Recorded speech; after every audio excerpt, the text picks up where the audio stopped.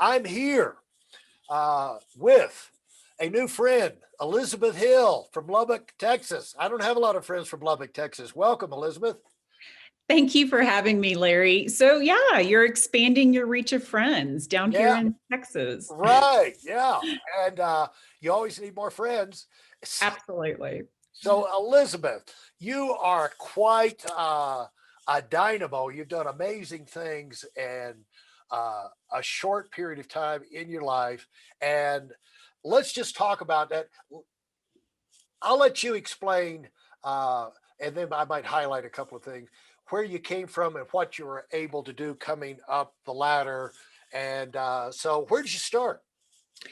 Well, so, I ended up here where I wear a lot of different hats. So there's been Yeah. a lot of a journey there. And so I came to Lubbock to go to college at Texas Tech University. And I Yeah. actually went the social work and counseling route first. And I think that Uh, that really helped mold me into who I am and give me some good skills that I can use in my role now, which is as an attorney, as an entrepreneur, and mom of four. And so I actually went to law school as a non traditional student. I was 33 when I went back, and wow. I I had three young kids at the time, but I treated it like a job and it worked out okay. And so since then, I was actually a single mom at that time. I met my husband while I was in law school, Mm, and we've been married 10 years now. He's a wine congratulations. grape. Thank you. He's a wine grape grower. And a few years back, we decided to start making wine. And now we have a winery and restaurant in downtown Lubbock. Wow. And talk about challenges. We opened on March 4th of 2020. Ah, We closed back down on March 20th. we will we So will not we will not have you talk on timing. yeah, yeah. I mean, but this has been the year of really putting into practice what has always been my philosophy about resiliency, determination, and not taking no for an answer, basically. Yeah. So what was part of your decision to go back to school? Obviously, you decided I want more out of life than this. I want more control, but I got to get some skills. And so it's a big deal with three kids to arrange to say all that. So what went into that? That's a huge deal, and you probably didn't fall into place automatically. It did not. And I had always been interested in potentially going to law school. I had worked at an attorney's office actually at Texas Tech. I worked for one of the general counsel's offices as a student, and I really enjoyed it. And so it was always something that I had been interested in. But I kind of got to a crossroads in my life and decided that, this has always been something that I felt like fit me and my Right. skill set, my personality. And so I started checking into it. And as things happened, the doors just opened up well. And it was a wonderful experience. Luckily, I went to a law school that works well with non traditional students. Hmm. We had my section, as they call them in law school. You kind of, your first year, you're in this group of about 50, as we were, and you go to all the same classes. We were the quote parent section. And so they let us start a little bit later so that Oh. we never had to worry about getting our kids to school at the crack of dawn. We could get them at a Mhm. normal time there. And so it was really a good experience. It was a lot of work, but I think it was the right decision for me. What kinds of jobs did you have in your early life that things that you tried, things that were you pursued, even though you were noticed when you worked at the legal firm that you kind of felt at home, you kind of liked the vibe and the whole industry, that way of earning a living. What other kind of things did you get diverted into doing? Well, early on, I mentioned social work. I actually worked a lot with foster children and I did some counseling with women and teens. Uh-huh. And I believe that that really gave me some good empathy for people, as well as some communication skills to talk to someone about something that's difficult. and to help us both to communicate with each other. And so I do believe that that has helped me so much in my career now, really having empathy for my clients. Sometimes every once in a while having an attorney is a good thing, but usually it's not the greatest thing in someone's life. I have a lot of clients that hire me for business disputes and Right. things like that. And so it's given me a lot of good skills to have empathy and communicate with them about what's going on and what our strategy should be. Now you felt, I mean, that had to be very fulfilling, and you, you were learning things from it. But did you have the thing inside you where you felt like you wanted more? Is that part of it? What was the drive of the Elizabeth Hill story that got her, that drove her, motivated her to, just apply into these schools and, Sure. coming Well, up with it? I think that sometimes we end up at a place in our life that maybe we didn't expect to be at. And that Yeah. was where I was. I was a single mom of three children. And, my marriage to their dad didn't work out, but I wanted to really kind of start my life anew and do everything that I could to make them proud. Yeah. And so this this is what I decided to do. I had known a couple of attorneys in my life that I looked up to, that I thought did a Right. really good job, had wonderful ethics. Hmm. And so I was inspired and Yeah. just thought, I'll start checking into it. And once I started checking into it, it became clear to me that this is the right move for me. And I still believe that today, that I was meant to be an attorney. Now, you did well. I mean, you did incredibly well in school. Top one, let's see. Was that the top 1% that you graduated? Now, Yeah. how many lawyers are they graduating in Um, classes on there? my year, I believe there were like 250 or so, maybe give or take some. Now the classes are actually a little bit smaller because there are more law schools in Texas since Oh, then. I see. But but at that time, Well, yes. that's a big law class. It's they finished in the top 1%. That had to. Now, was that by act? None of these things success, you don't accidentally turn out number one in your class. Was that a goal of yours, or what was your thinking?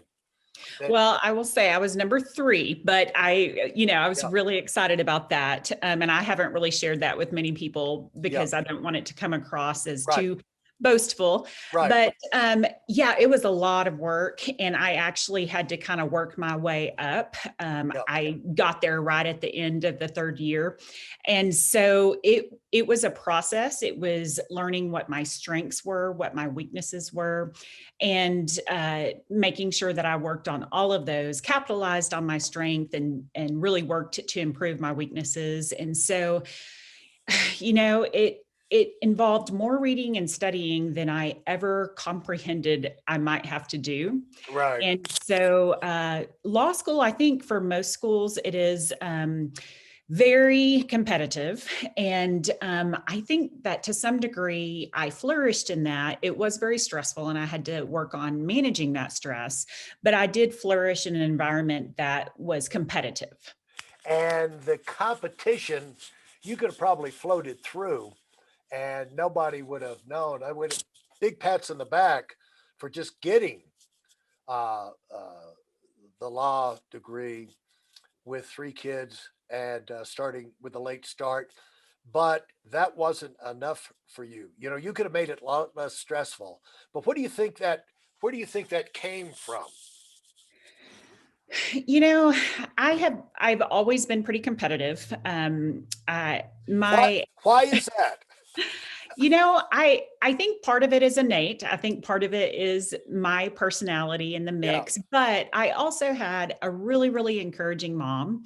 I believe that was very helpful. yeah, I've always had that kind of personality that enjoys a challenge and is not afraid to try something that I've never done before and that I might not do well or I might fail at. yeah. And so I've never hesitated in that way. And so I do think it's a blend of nature and nurture. And when we talk about children, raising children, it's you know, comp. being ready to compete, having enough starch inside of you to where you'll compete, you'll fight back in life is not like optional. It's absolutely necessary. And the degree to which you have that is going to determine how much life you're going to allow life to beat you down, you know, and Yes. go. And does that resonate with you? Definitely, especially this past year. And I'm Yeah. sure lots of people feel that way. Yeah. But it was kind of the same way in law school as well. It was very, how do I say this? We had to develop a thick skin pretty quickly, and we had to be willing to accept constructive criticism and the potential of being wrong in front of a lot of people. Right. And so I think that in so many ways, that was so helpful just in life for me. And so I know that a lot of people really didn't like that method, but I think that it helped me and built me to who I am today. And did you do athletics growing up? Did you do sports? Yeah, I did. I did. Yeah. I really enjoyed it. Yeah. I Yeah. was from a small town where you could do pretty much everything. Yeah. So Right. that was fun. Yeah. Yeah. And the thing is that the lessons, even lions and tigers, they've got to teach the young to hunt, because uh, you think it would come naturally, but it has to be developed. You got to teach them. There's skills involved, and and that's a priority. And I think that with a lot of our teaching of our children, we don't teach. I think one thing that's not taught is values enough and character, because they're going to be out there and they're going to be faced with the drug decision and the immorality, and it's going to be very seductive. It's not going to be like, it's going to be the most seductive, attractive people in their school, uh, in the community, that are going to be trying to pull them. They're actively out there trying to pull your kids into, get off the track. And so, if you don't have, in addition to all the education and facts we stick in them, one of the things is to teach them values and give them morality and reasons for that, which is why I'm really big on getting kids into the Bible and getting those Bible verses in their head where they take it serious or not early on while they're receptive, but also to teach them to compete. And one of the things is that I've heard, I wonder if, since you've got your mom, I thought that be interesting to get your take on this. The, letting kids uh, enjoy the privilege of earning their own money as young as possible and Yeah. get that experience, that the confidence that comes from that. My money, you know I went out there and did something to get this, to start to get that competitive juices, that reap what you sow type mentality going.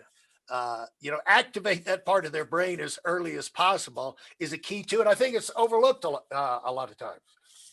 I agree. And that's, one of the bonuses of being an entrepreneur is that you can take your kid to work anytime you want to. Right. And so we've done a lot of that. They see how hard we work, both in my practice, but also in the winery and restaurant. That's very hard work on so many Yeah. levels. And so that's been really good. And I think it does really mold them into just hard workers, understanding a good work ethic, Yeah.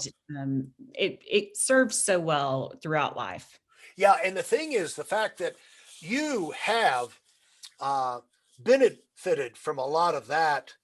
Uh, we don't even know how we're being raised, but and we can't help, those of y'all that are listening that do not have any of these advantages of this kind of encouragement from a parent or whatever. Uh, uh, you still got to live your life, and you still got to get on with it. However, when you get out there and learn how to win and start making winning a way of life and start building a legacy of positive accomplishment, being productive, and you have your kids come along. I mean, that is something you can pass on and make generational, and that makes a huge difference. So it's a matter of, we're not going to be here forever. So maybe that didn't happen to some of y'all listening, but start thinking about your own kids and not just giving them everything, because I didn't have anything. So they're going to get all the food, they're going to get all the luxury. Yeah, but give them a foundation to be competitive, give them values where they can make the right decisions and think long term rather than short term, long term game rather than short term thrill.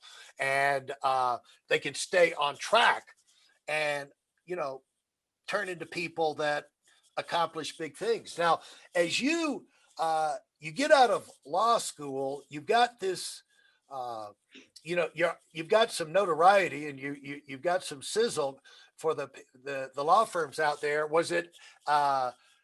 Did you get the position you wanted coming out of school? I did. Part of being a parent and already being established with a family is that I really did not have many options, or I chose not to have many options to go outside of Lubbock. Right. And so I was able to get a job with the firm that I wanted to be at. And it was actually a really good match because I became really good friends with one of the partner's daughters. And so she told me about the firm, said you should apply and look at it. And that ended up being a great match. It was one of the largest firms in Lubbock. And it was a really good experience and I loved it. I was there for about 5 years before I went out on my own. So you've been out on your own for a while now, and 4 years. four Yeah. years. And did you uh, you've got honors inside the not only did well excel at school, but as an attorney, you've got outstanding recognition there. Explain that. Well, so one thing that was really neat about the firm that I worked for and that I really appreciate is that they let me take on some appellate cases early. That was what I did in law school were For these, yes. for us legal dummies, appellate means It means after there's been a trial and there yeah, is a judgment, then you can have the option of appealing. yeah. And uh, appellate law is so specialized that usually attorneys that do appellate law are specialized. And I just got I board see. certified in appellate law this past year. It's really Congratulations. different than anything else. And what I got to do in law school was I got to do these mock cases. It was called moot court, Yeah. but these mock cases where we wrote a brief and got to argue. And that was an incredible experience. And so I was able to jump in on that pretty early on in my career. I argued at the Texas Supreme Court when I had been licensed 1 year and 2 months. That had to be intimidating. It was kind of crazy because it was my very first appellate argument. And the Wow. reason the reason I got it is because I was willing to work for cheap and, Right. just whatever I could do to get a good experience. Uh-huh. And what's really interesting about that is it was one of those cases where I got there and I knew the odds were against me. I did not prevail. I did get a really good dissent from one of the justices, Uh-huh. but I actually was able to form a really great professional relationship with the justice who wrote the opinion because he reached out to me later at an event in Lubbock and said, "Hey, I know I wrote the opinion against your client, but you did an awesome job and I hope to see you there again." And so it was a really neat experience. And so after that, I was able to do some more appellate work and now I'm board certified. So it's been a fun run so far. Congratulations and the honors you've gotten for the State Bar of Texas. Explain that. That's the top 1/3 of 1%. The elite of the elite attorneys in Texas have an association, invitation only association. Is that way I understand it right? Yes, yes. So there are several organizations, but I believe, are you referring to the Texas Bar Foundation? Is that the? Yes, I think so. A fellow of the Texas Bar Foundation. Yeah. Yes, yes. So that is invitation only, and I was able to get that invitation about a year ago. And a judge invited me, which was really encouraging. And so, yeah, that's been a privilege to be a part of. Sadly, I haven't been able to go to any events because there Right. haven't been any. Right. Yeah. Yeah. But the idea is to develop a community that you can go to and rely on. And that's really helpful when you're a solo practitioner like me.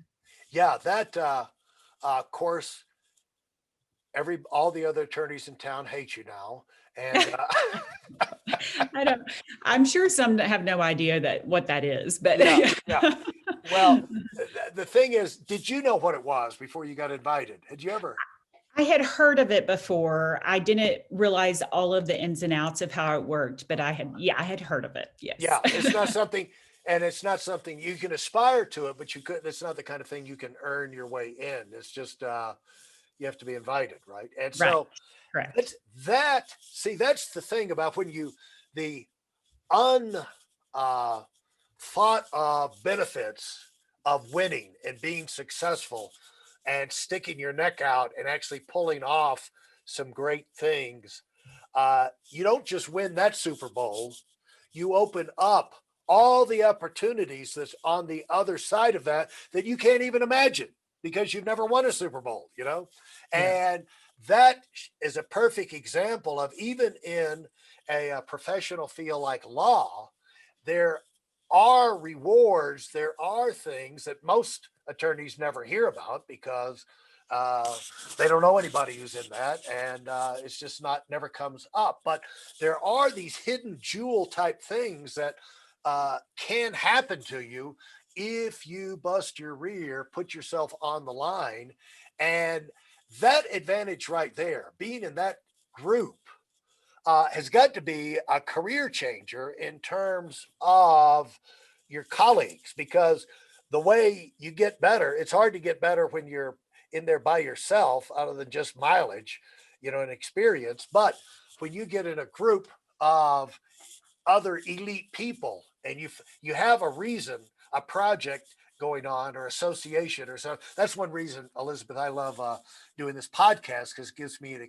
excuse to associate and have conversations with super successful people like yourself, and we can talk about the ins and outs of winning. We can learn from each other, share our vantage point, and now you've got that in law. Absolutely. And I do the same thing. I just love listening to podcasts like yours and really learning from other people. And no matter what we accomplish, we can continue to do that from each other. Well, I appreciate the sharing your start, your how you got up to this level of success in your own business at such an early age. And next time we get together, I want to hear about the entrepreneurial side of life and how that's expanding your brain and awareness and possibilities. What that's adding to you, going from a professional, not quitting your profession and going entrepreneurial, because there's a lot of professionals that buy a vineyard or something after they've been the big success, but you're doing both. So that's going to be a lot of fun to talk about. So until next time, thanks so much, Elizabeth. Thank you, Larry, for having me.